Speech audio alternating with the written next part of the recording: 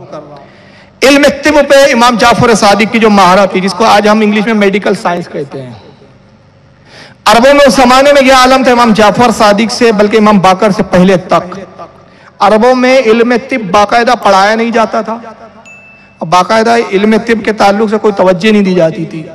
عربوں میں اگر کوئی بیمار ہو گیا، گھریلو علاج کر لیے، ٹھیک ہو گیا تو ٹھیک، نہیں ٹھیک ہوا تو مر گیا تو صبر کر لیا۔ اس وقت باقاعدہ جیسے آج ایک علم طب کا میڈیکل سائنس کا ایک شعبہ ہے جس میں باقاعدہ ریسرچ ہوتی ہے، پڑھائی جاتی ہے، اس وقت تک نہیں تھا۔ عربوں میں علم طب کی بنیاد رکھنے والے، باقاعدہ اس کو ایک شعبہ بنانے والے اور اس پر تعلیم اور پڑھانا اور سکھانے والوں کا جو معاملہ تھا، اس میں سب سے پہلی ذات حضرت امام باقر رضی اللہ تعالیٰ عنہ کی، امام جعفر صادق کے والد۔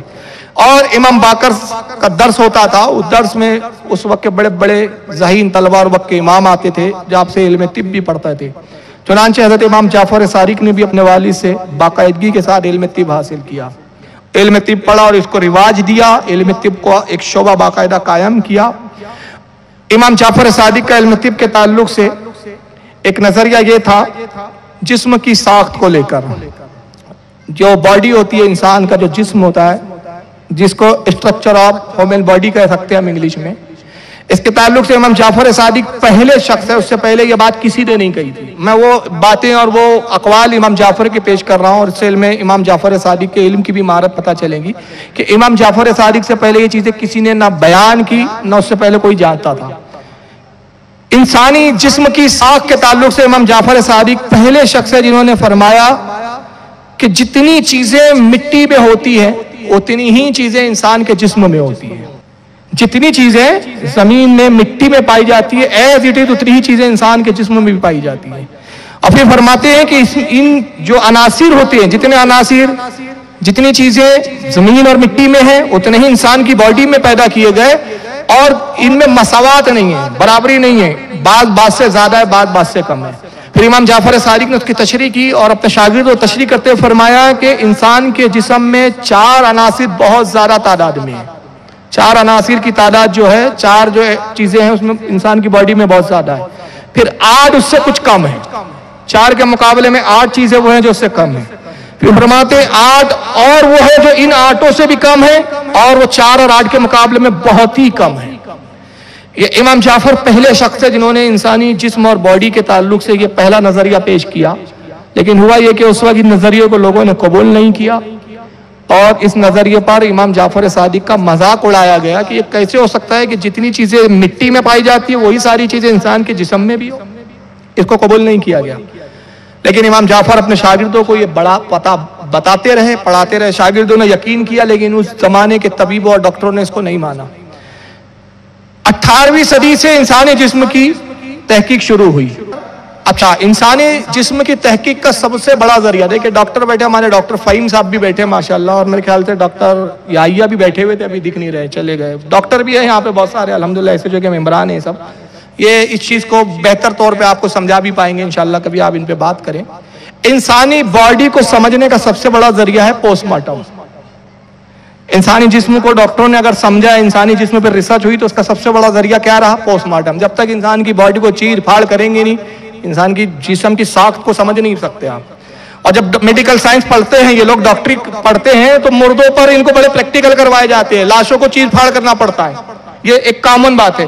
لیکن 18ویں صدی تک پوسٹ مارٹم کو بہت بڑا جرم مانا جاتا تھا۔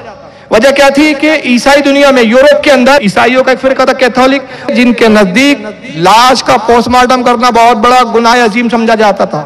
ہمارے اسلام میں بھی پوسٹ مارٹم کی اجازت نہیں ہے، مگر یہ لوگ اس پر اتنی شدت کرتے تھے کہ اگر کسی نے پوسٹ مارٹم کر لیا، جسم کی چیر پھاڑ کیا، تو اسی کا سر قلم کر دیتے تھے۔ 18ویں صدی تک یہ تھا۔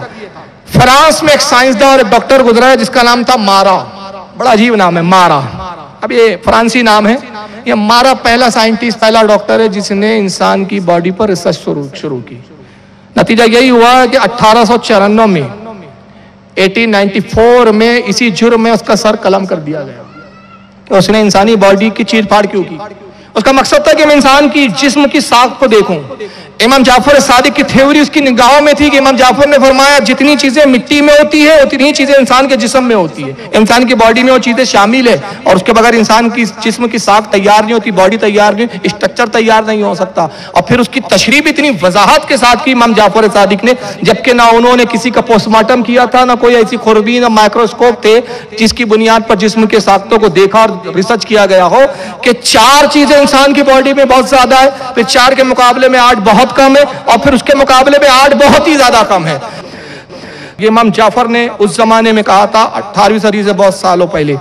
تو ڈاکٹر مارا کو 1894 میں قتل کر دیا گیا, لیکن اس کے شاگردوں نے ریسرچ کو جاری رکھا, چھپ کر وہ ریسرچ کرتے رہے, ریسرچ ہوتی رہی.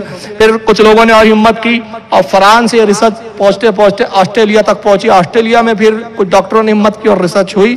چنانچہ 19ویں صدی کے اینڈ تک ریسرچ کے بعد جب یہ تحقیق ہوئی تو لوگ حیران رہ گئے کہ جو امام جعفر صادق نے 2200 سال پہلے فرمایا تھا وہی ایز اٹ از تھا کہ انسان کی باڈی میں کل 20 عناصر موجود تھے. وہی ریسرچ سامنے آئی. 4 سب سے زیادہ تھے, 8 4 کے مقابلے میں کم تھے, اور پھر ان 8 کے مقابلے میں 8 اور کم تھے. اب وہ کون کون سے تھے جب انہوں نے ریسرچ کی تو پتا چلا کہ انسان کے جسم میں جو 4 سب سے زیادہ عناصر ہوتے ہیں, جو 4 سب سے زیادہ چیزیں پائی جاتی ہیں, اس میں ہے ایک ہے آکسیجن, دوسرا ہے ہائیڈروجن, تیسرا ہے کاربن, چوتھا ہے نائٹروجن. انسان کے جسم میں 4 چیزیں سب سے زیادہ ہے, آکسیجن, ہائیڈروجن, نائٹروجن اور کاربن. پھر اس کے مقابلے میں جو 8 چیزیں کم ہیں اس میں ایک ہے میگنیشیم, دوسرا ہے سوڈیم, تیسرا ہے پوٹاشیم, چوتھا ہے کیلشیم, پانچواں ہے فاسفورس, چھٹا ہے کلورین, ساتواں ہے سلفر, آٹھواں ہے لوہا جس کو ہم آئرن کہتے ہیں. اور پھر ان 8 کے مقابلے میں جو بہت کم 8 پائے جاتے ہیں وہ ہے مولیبڈن, سیلیڈیم, فلورین, کوبالٹ, میگنیز, تانبا, آیوڈین اور زنک. یہ کل 20 عناصر ہے, اور ان میں سے جب اتار چڑھاؤ ہوتے ہیں تو اسی کے نتیجے میں انسان بیمار ہوتا ہے.